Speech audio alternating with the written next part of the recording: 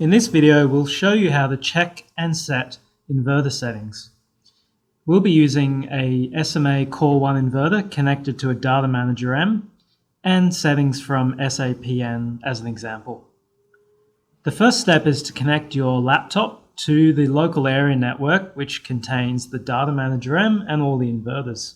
We're going to use an Ethernet cable connected directly into the Ethernet port on the Data Manager M. You can use any of the free Ethernet ports on the Data Manager M. The first step is to open a web browser and go to the IP address of the Data Manager M. You'll need to log on with the details which you provided during the commissioning of the Data Manager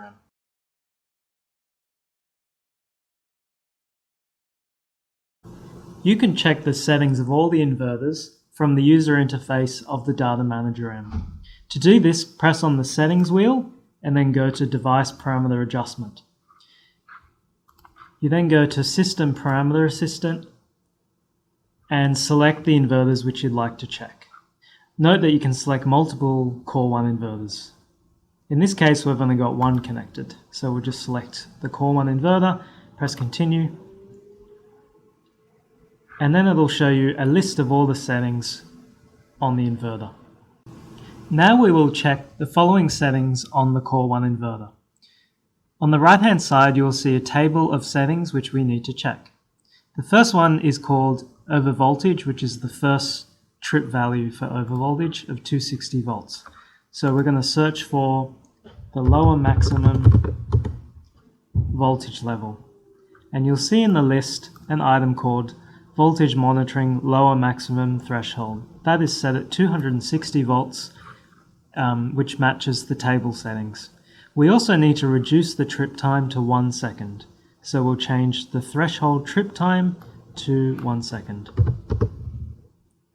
The next setting we'd like to check is the median maximum threshold. So I'll type in median, and if I scroll down, I'll see a value called Voltage Monitoring Median Maximum Threshold. This is already set at 265 volts, and the trip time is already set to 0.2 seconds, like in the table. The next setting to check is the upper minimum threshold voltage, which is called the under voltage by SAPN. So I'll search for upper min, and you'll see there's a value called Voltage Monitoring Upper Minimum Threshold. That's already at 180 volts, and we need to reduce again the tripping time for this to 1 second, in line with the table. The next, we will check the frequency monitoring. So firstly, the lower maximum frequency set point, and this is the here called Frequency Monitoring Lower Maximum Threshold. That's already set at 52 Hertz, and the trip delay is already set at 200 milliseconds. Next, we will change the upper minimum frequency. This is already set at 47 Hertz with a trip time of 1 second.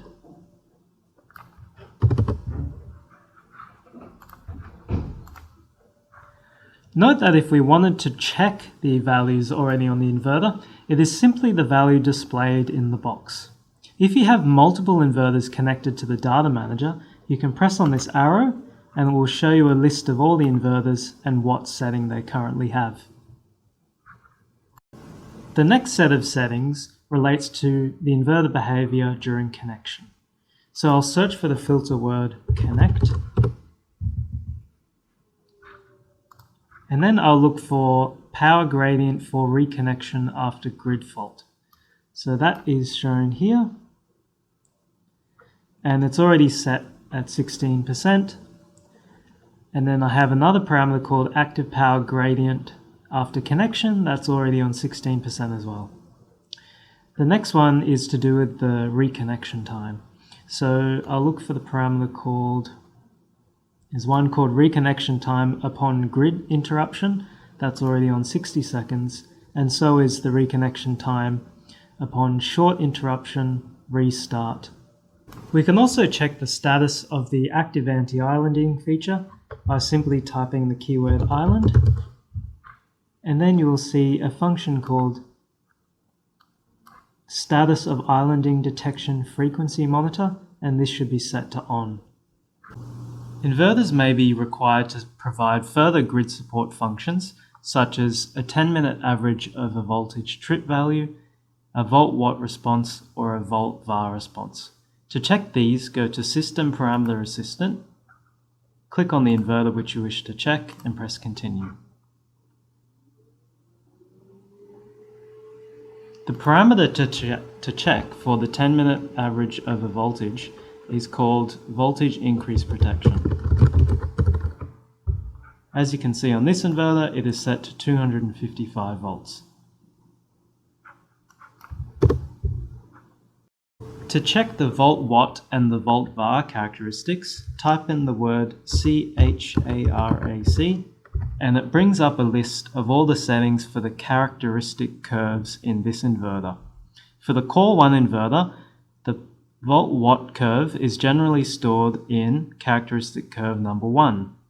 If you've selected the AS4777 country standard when commissioning the inverters, they already have the volt-watt programmed into the inverter as shown on the right-hand side table. To check these, look for characteristic curve 1 properties. You will see for curve 1, by default there are only 2 points specified. This is fine for this curve, which only has a single droop between 250 volts and 265 volts. You will see that the x-axis for graph 1 is voltage, and the y-axis for curve 1 is power.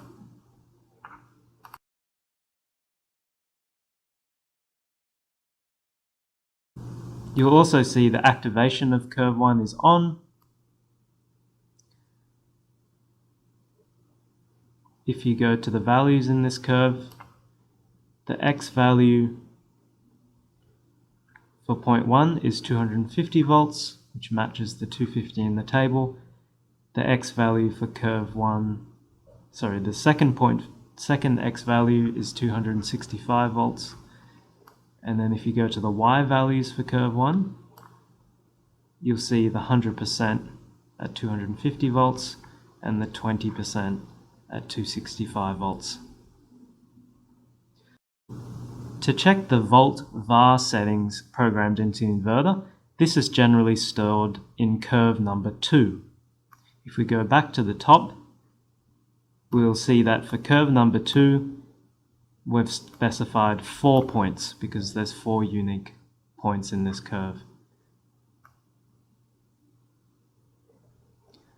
The x-axis units of curve 2 are voltage, and the y-axis is VAR in percentages of Pmax.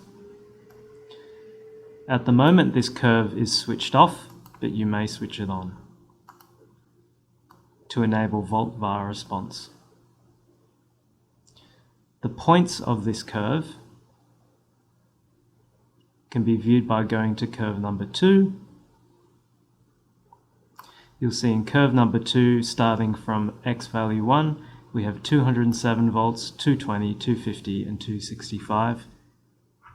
We can change these to match the table.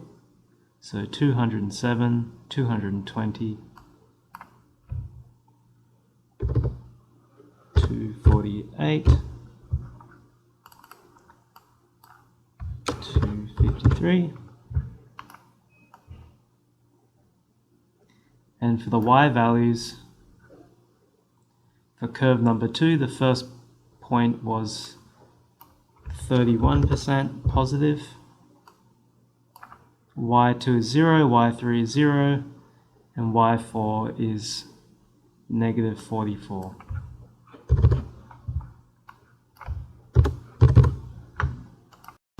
You additionally need to configure the inverter to control its reactive power based on the characteristic curve we've just entered. In the filter area, type in the word STAT, S-T-A-T, and you'll see a parameter called operating mode of static voltage stabilization. And this should be set to reactive power characteristic curve in order to use the characteristic curve we've just programmed. If you press save, if you press continue, you will then see a list of all the changes you have made. And if you press save, these will be written to the inverter. Next, we'll show you how to check or set the grid management services, or the active and reactive power as a function of voltage or external signals. If your active and reactive power set points are coming from an external device through modbus, you'll set it up through pressing on the settings wheel, then pressing grid management services. There are two options: active power configuration and reactive power. So we'll start with the active power. In the first step, you'll choose the control procedure. So if you're receiving commands from an external PLC, you would just press open loop control, and you'll be receiving these commands via any of these four methods. I'll show you for modbus. So you click modbus, press continue. In the event that we do not receive a signal from the external controller, you can have a fallback, which is necessary in most cases. So set this to active and set the timeout. So this means how long the data manager M should wait for a modbus signal before going into the fallback state. For example, you might set this to 10 minutes, which is 600 seconds, and it might fall back to 0 power. In this area, the data manager can add a slower ramp rate to the signals that it receives from a controller. If you enable this, you can force the power plant to react with a certain speed to new set point values. For example, you could tell it to ramp the inverter power by 100% over 10 minutes.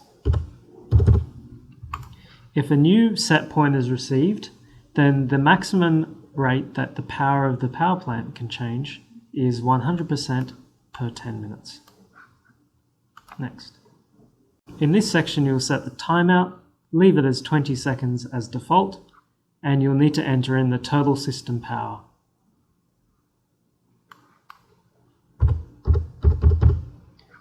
Once you press save, these settings will be written to the data manager. Next, we'll show you how to configure the reactive power or the power factor settings via modbus. First, press configuration and activation next to reactive power. Then we'll choose, for example, open loop control, that is the PLC decides the power factor of the inverters. Then we click power factor specified by modbus.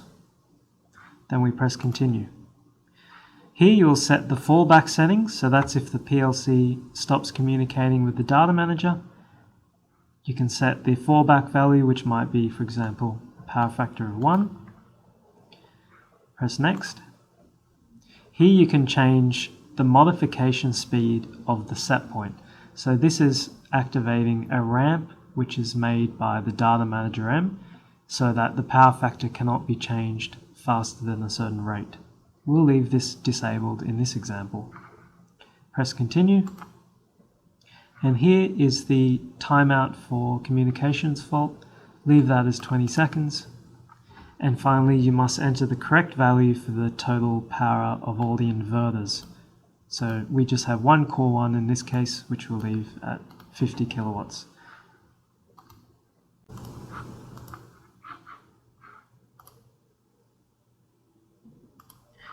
In the event that you lose communication between an inverter and the data manager, you can configure the inverter to behave in a certain way in the fallback settings. To set these, go to System Parameter Assistant, select the inverters which you want to configure, and then first you need to set the fallback behavior. So type in operating as a filter word. Here you will see a parameter called operating mode for absent cos phi. That is, if you lose communication with the data manager and not receiving set points for the power factor, what should the inverter do? So it can either maintain the previous set point it received, or it can use its fallback setting. So I'll use fallback settings for set points of the power factor, reactive power, and active power. To actually set what the fallback setting is, simply search for the filter word fallback, and you'll see here you can set the fallback power factor value. So the name of the parameter is fallback cos phi for absent cos phi spec. I'll leave that as 1. You can also set fallback of the reactive power Q in % of W max. I'll leave that as 0. And I can set the fallback active power limit P in % of W max. And I can set that to 0 to be conservative.